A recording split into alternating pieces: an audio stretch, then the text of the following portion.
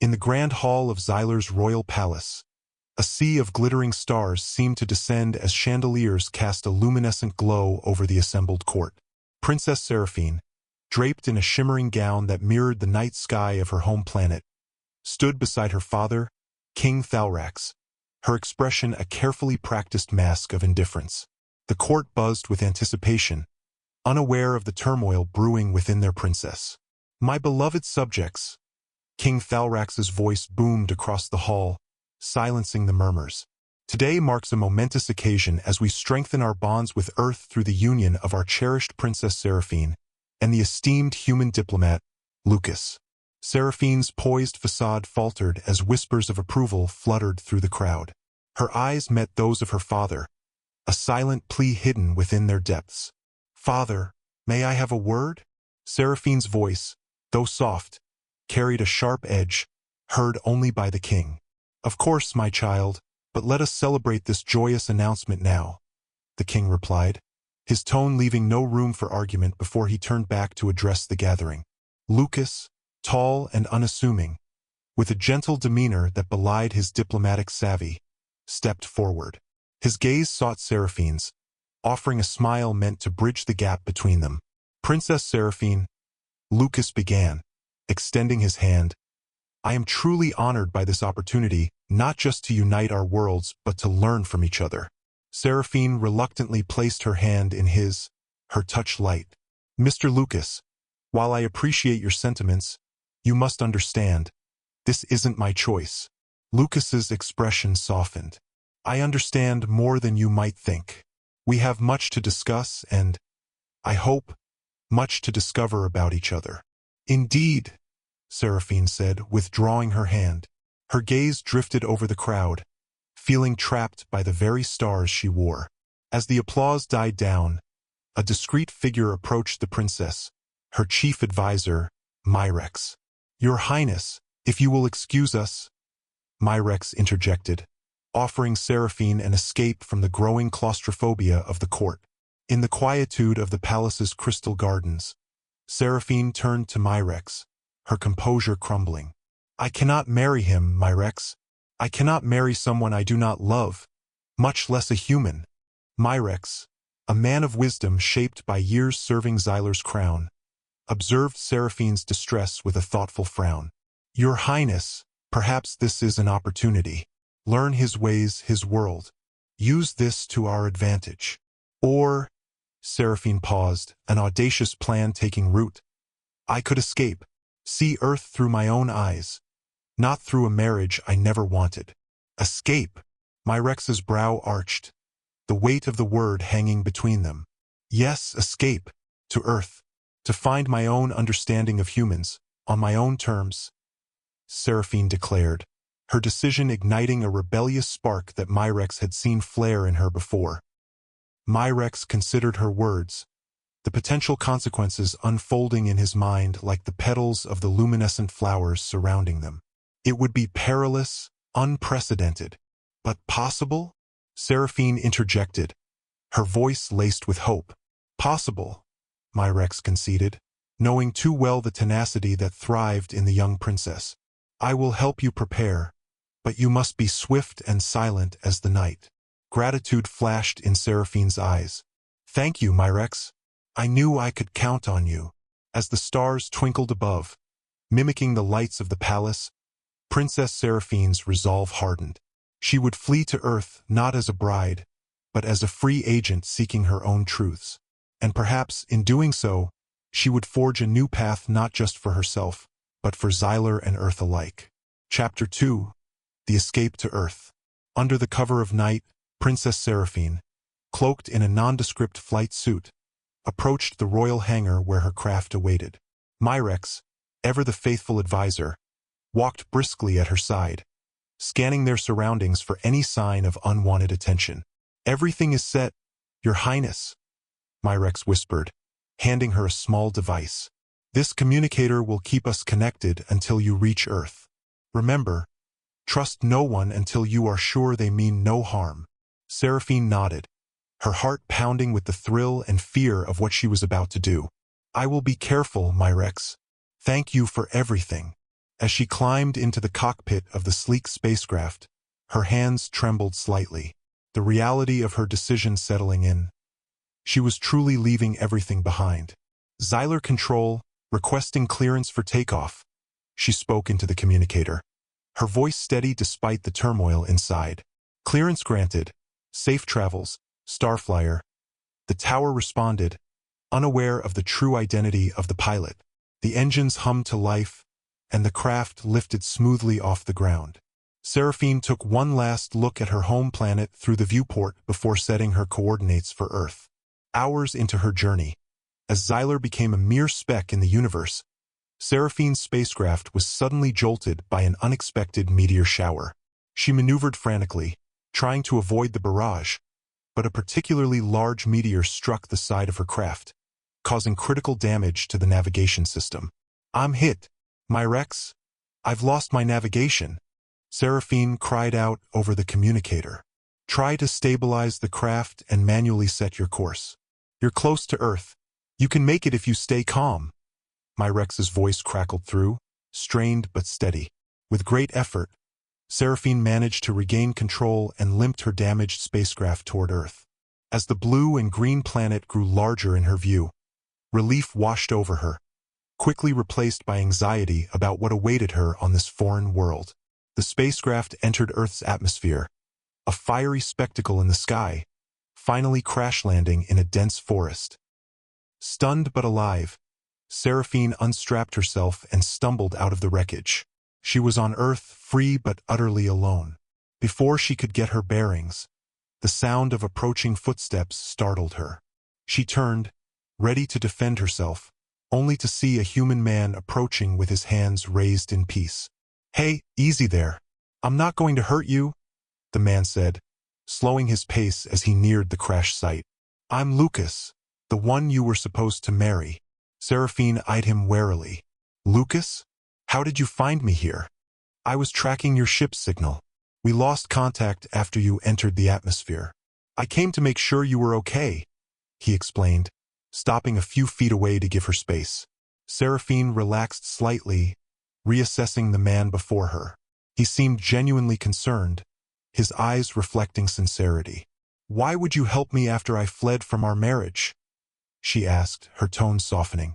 "Because it's the right thing to do," Lucas replied.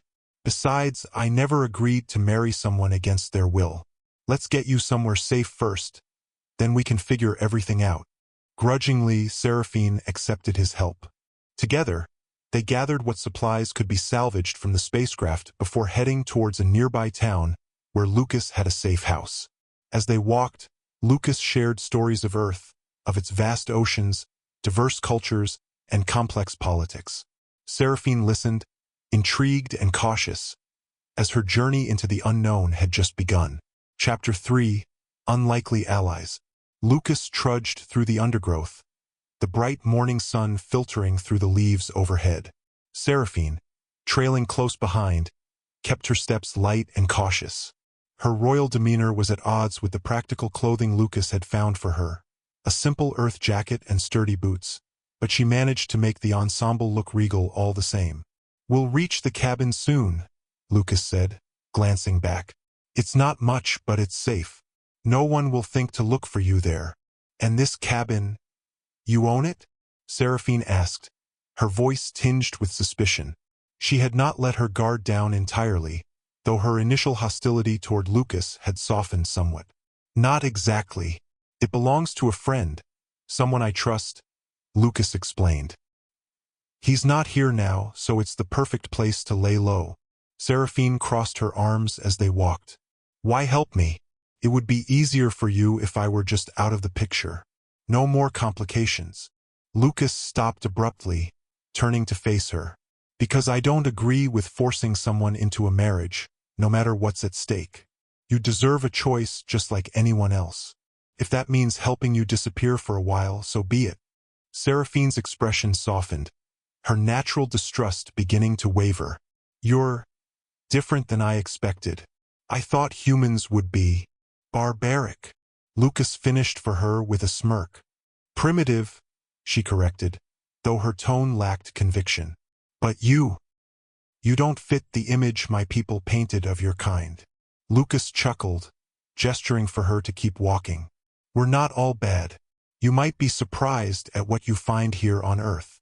As they continued through the forest, Seraphine's curiosity grew. She began to ask questions about the plants and animals around them, marveling at the diversity of Earth's life forms. Lucas answered each query patiently, finding her wide-eyed fascination unexpectedly charming.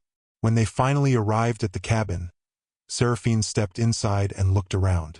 The small, rustic space was a far cry from the opulence of Xyler's royal palace, but it had a certain warmth to it. A well-worn couch, a modest kitchen, and a fireplace made it feel human. "Welcome to your new home," Lucas said, setting down the bag he'd been carrying. "At least for now." Seraphine wandered the room, running her fingers over the wooden furniture. "It's quaint, strange, but it feels alive in a way the palace never did." Lucas watched her with a small smile. "I'm glad you think so. It's not much, but it's safe." She turned to him, her expression more serious. "How long do you think I'll need to stay here before my father stops looking for me?" "That depends," Lucas said, leaning against the counter, "on how far he's willing to go, and on whether you're ready to make contact with him. For now, though, we'll keep a low profile. I'll make sure you're comfortable." Seraphine arched a brow. "You're awfully accommodating. What's in it for you?" Lucas met her gaze steadily. "I told you, I don't like seeing people forced into something they don't want. If I can help you find your freedom, that's reward enough." Her skeptical look melted into something almost like gratitude. "Thank you, Lucas. I don't say that lightly." Over the next few days, they settled into a routine. Lucas taught Seraphine the basics of Earth survival, how to cook a simple meal on the cabin stove, how to navigate using a map, and how to blend in if they had to venture into town. Seraphine, for her part, surprised Lucas with her quick wit and determination. She learned fast, adapting to the unfamiliar surroundings with a blend of curiosity and pride. One evening, as they sat by the fireplace, the conversation turned more personal. "Why did you agree to the marriage in the first place?" Seraphine asked, staring into the flames. Lucas hesitated before answering. "It wasn't about agreeing, really. My government saw it as a way to build stronger ties with Xyler. I went along with it because it seemed diplomatic. But when I learned you were being forced into it, I started questioning everything." Seraphine studied him, her gaze searching. "So, you're not doing this because you're secretly in love with me?" He laughed, a genuine, easy sound. "No, I think you're fascinating, but love? No, I'm doing this because it's right." The simplicity of his answer disarmed her. "You're not at all what I imagined, Lucas." "I'll take that as a compliment," he said, his smile warm. As the fire crackled, their unspoken understanding deepened. They weren't just two people from different worlds. They were partners, forging a fragile trust in a situation neither had asked for. Chapter 4: Cultural Revelations. The sun was just beginning to set over the distant hills when Lucas and Seraphine finally emerged from the forest. They had spent the past week at the secluded cabin, but Lucas had decided it was time to show Seraphine a different side of Earth, one that wasn't hidden beneath the trees. "Not much farther," Lucas said as they crested a small ridge. Below, the sprawl of a mid-sized human city came into view, its lights flickering to life against the deepening dusk. Seraphine stopped in her tracks, her gaze fixed on the scene before her. "So this is where you come from?" "More or less. It's a bit smaller than where I grew up, but cities like this are the backbone of our world," Lucas said. He pointed toward the city's skyline. "You see that tower over there? That's the central hub for communications. And that dome over to the east, that's where they hold cultural exhibits." Seraphine nodded slowly, her golden eyes reflecting the last rays of sunlight. "It's not as grand as Xyler's capital." "No, it's not," Lucas admitted with a grin. "But that's kind of the charm. People here built this place from nothing. They didn't have advanced tech from the start. Everything you see, roads, buildings, the markets, they're the result of generations of effort." She glanced at him, one brow arched. "You sound almost proud." "Why shouldn't I be?" "This is home," Lucas replied simply, beginning the descent toward the city. As they entered the bustling streets, Seraphine's senses were immediately overwhelmed. Vendors shouted their wares, street performers drew small crowds, and the air carried a mixture of enticing smells: fried foods, sweet pastries, and savory spices. "Humans do enjoy their noise," she muttered, pulling the hood of her jacket higher to avoid too much attention. Lucas chuckled. "You'll get used to it. Come on, there's a place I want to show you."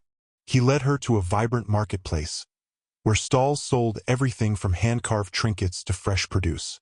Seraphine couldn't help but reach out, running her fingers over the textured surface of a woven blanket on display. "This is so rough," she said, half to herself. "Hand-woven," Lucas said, watching her reaction. "It's not made by machines. A person sat down and worked on that for hours." Seraphine looked at him in surprise. "You still make things by hand?" "Some of us do. It's part of the culture here. Keeping traditions alive," he explained. "Sure, we have advanced tech in the bigger cities, but out here, people like to preserve what makes them unique."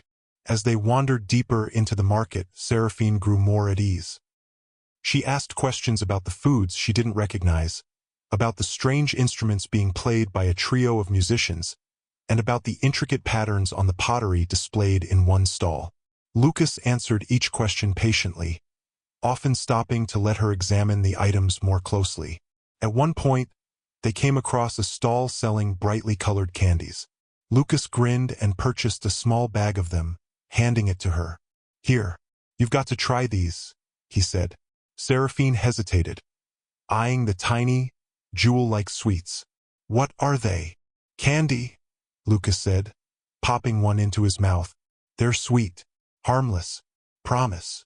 Still dubious, Seraphine took one and held it up to the light before placing it in her mouth. Her eyes widened as the sugary flavor hit her tongue. "Different from anything on Xyler?" Lucas asked, grinning at her reaction. She nodded, swallowing. "It's a very sweet, but not unpleasant." "That's human culture for you. Small surprises everywhere," he said. They spent hours exploring the market, Seraphine marveling at each new discovery. Lucas couldn't help but admire her curiosity, the way she lit up when she found something that interested her. By the time they reached a quiet cafe on the market's edge, the sun had fully set, and the city lights glowed like stars around them. Sitting at a small table, Seraphine leaned back and observed the people passing by. "Your world is so vibrant, messy, but full of life." "I'm glad you think so," Lucas said. "I wanted you to see that humans aren't just what you've been told. We're not perfect, but we're trying." She turned her gaze to him, her expression thoughtful. "I suppose I've been unfair. My people always described humans as crude and reckless. But seeing this, seeing how you live, how you create, it's humbling." Lucas met her eyes, a small smile playing at his lips. "Well, you've seen one city. There's a lot more out there, each place different. But I'm glad you're starting to understand." Seraphine nodded, her golden eyes reflecting the city's lights. "Perhaps I've judged your people too harshly." In that moment, as the bustling city moved around them, the divide between their worlds seemed just a bit smaller.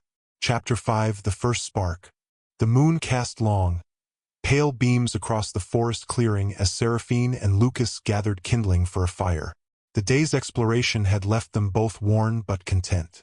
While Seraphine hadn't exactly warmed to Earth's noisy, chaotic streets, she had to admit that the human world had a kind of raw energy she hadn't expected. Lucas broke the silence, his voice light. "You're quieter than usual. Not missing Xyler already, are you?" Seraphine glanced at him, her golden eyes catching the moonlight. "No, but it's strange.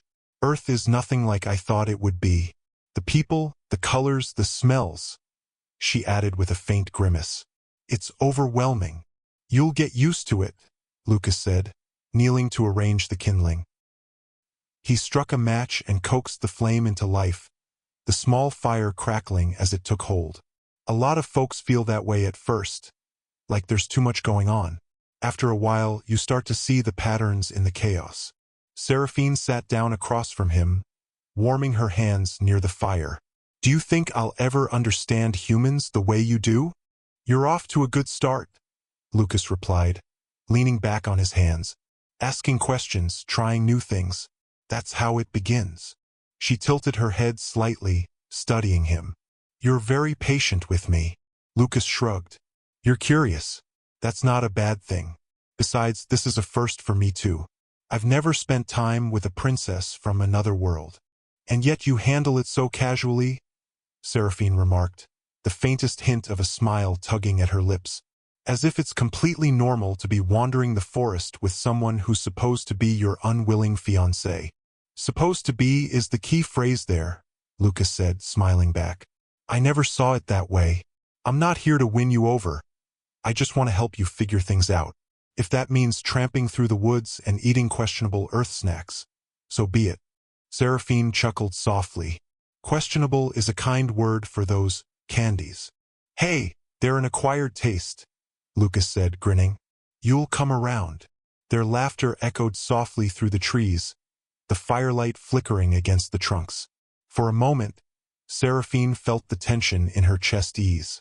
It had been so long since she'd laughed, since she'd allowed herself to simply exist in the moment.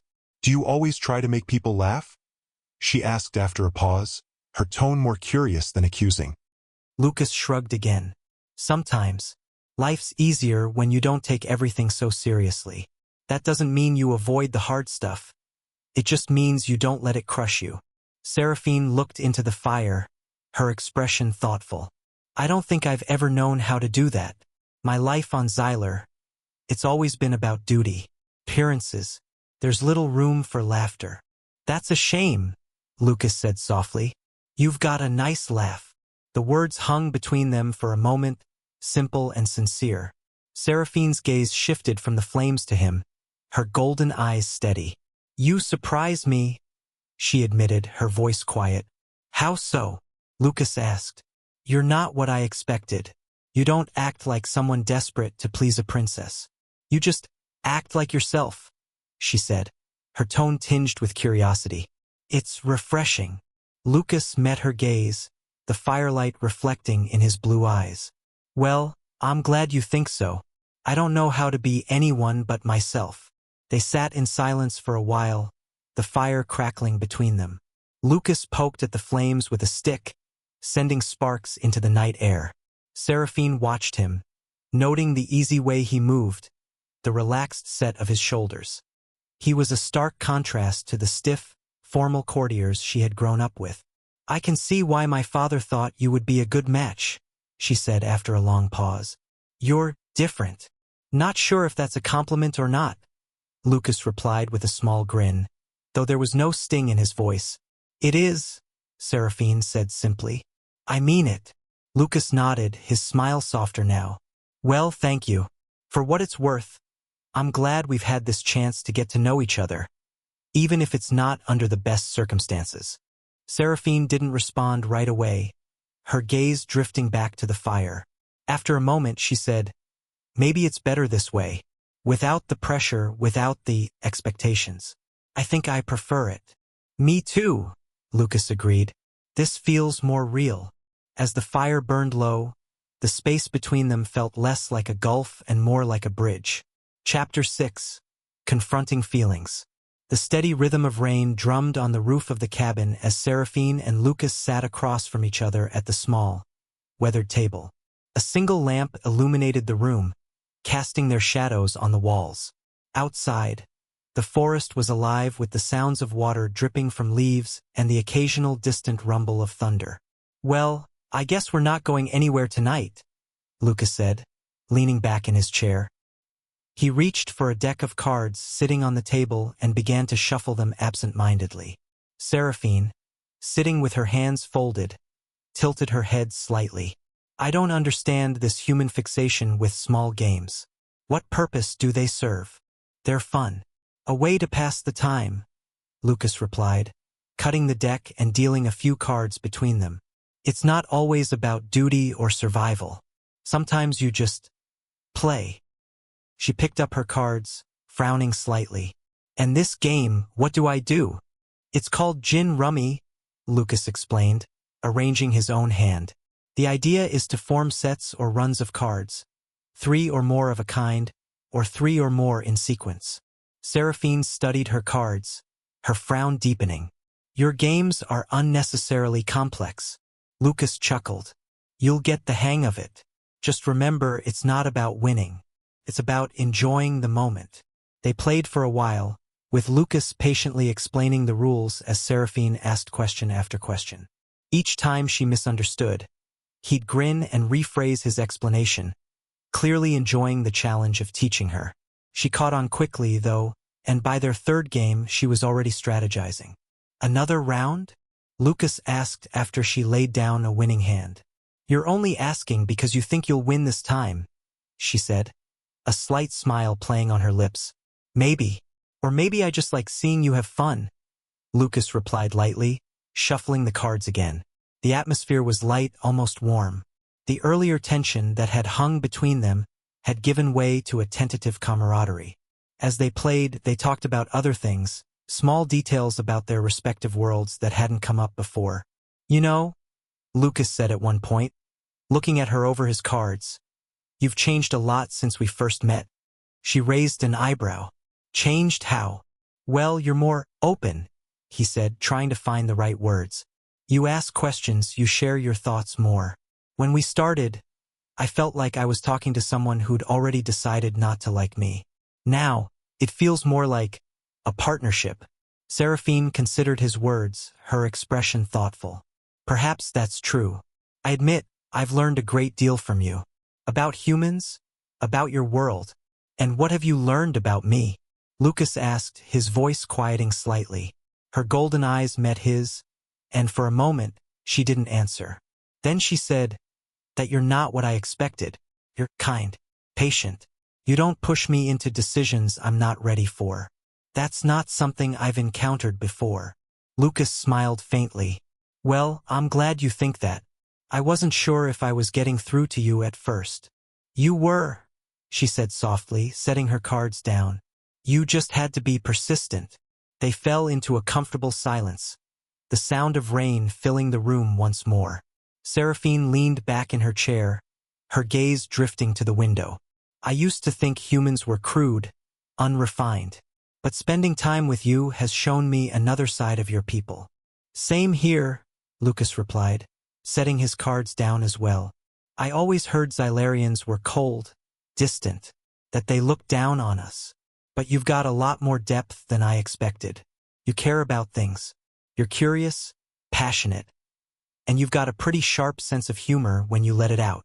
Seraphine's expression softened. You see me as more than just a princess. Of course I do, Lucas said earnestly. You're more than just a title. You're a person.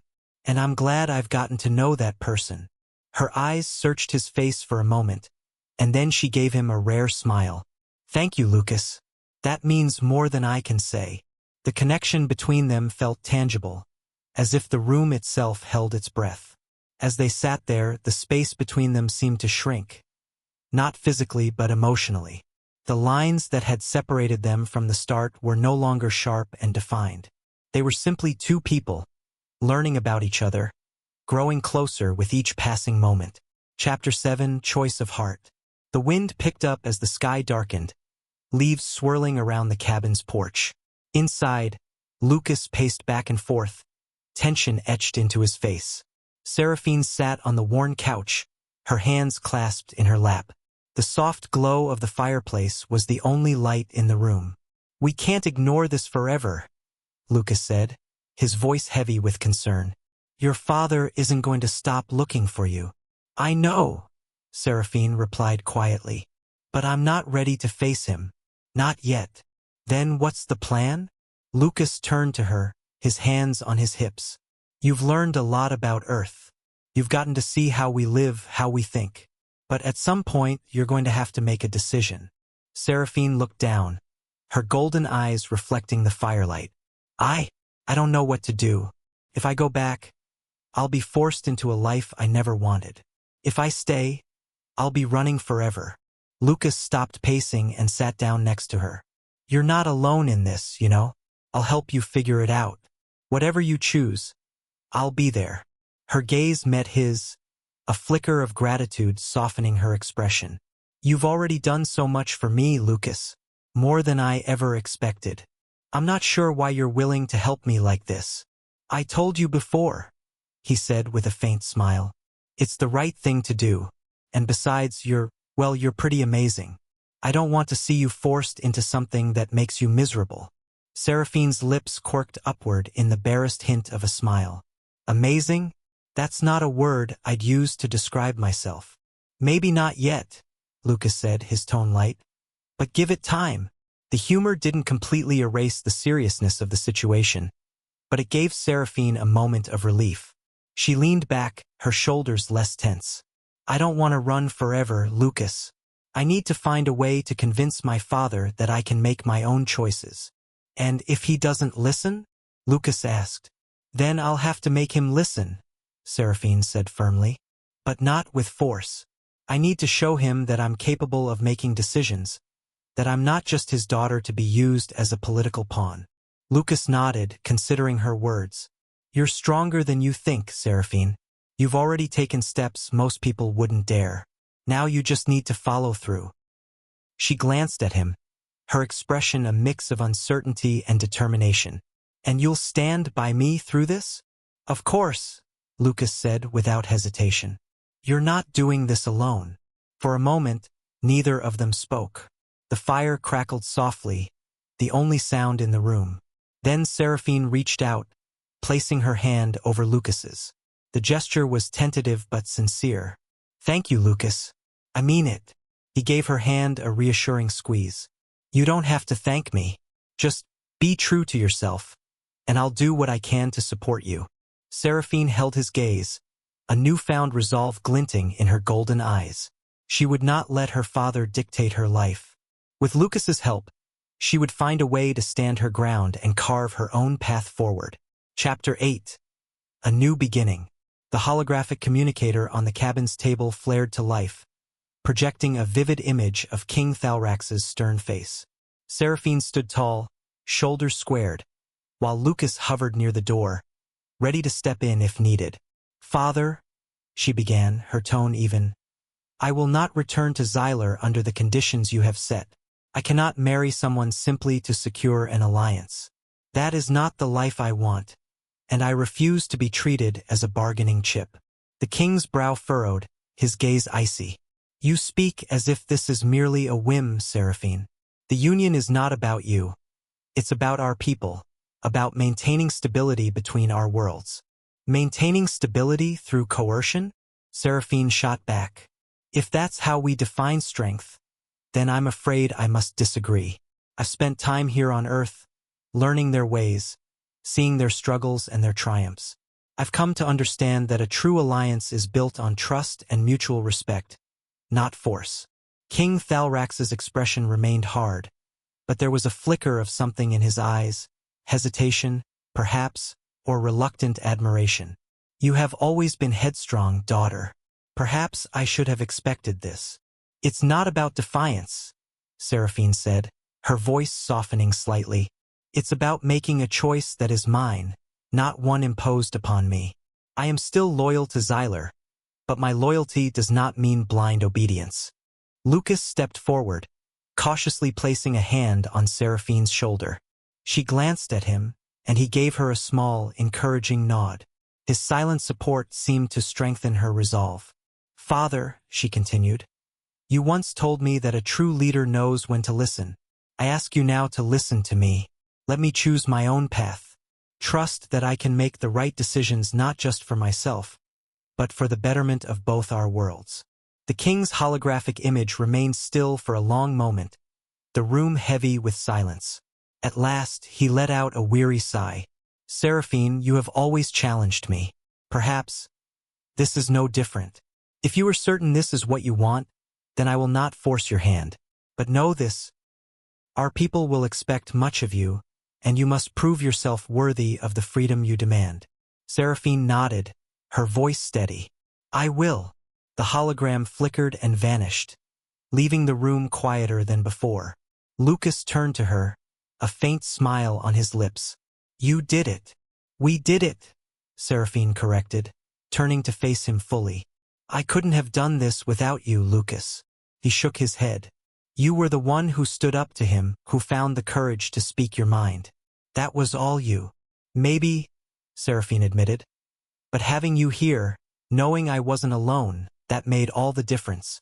Lucas held her gaze for a moment, his expression unreadable. Then he stepped closer, his voice quieter now. So what happens next? Next? Seraphine echoed. She looked out the window, where the first rays of sunlight were breaking through the trees. Next, we start building the future we talked about, one step at a time. And I'll be right there with you, Lucas said, his hand still resting lightly on her shoulder. She turned back to him, a smile breaking through the tension on her face. Good, because I'm not sure I'd know where to begin without you. Lucas grinned, his voice teasing. You'd figure it out eventually, but I'll stick around anyway. Their shared laughter filled the room, the weight of their struggles beginning to lift. For the first time in what felt like an eternity, the path ahead seemed clear, not easy, but filled with possibility. Together, they would navigate whatever came next, their partnership stronger than ever.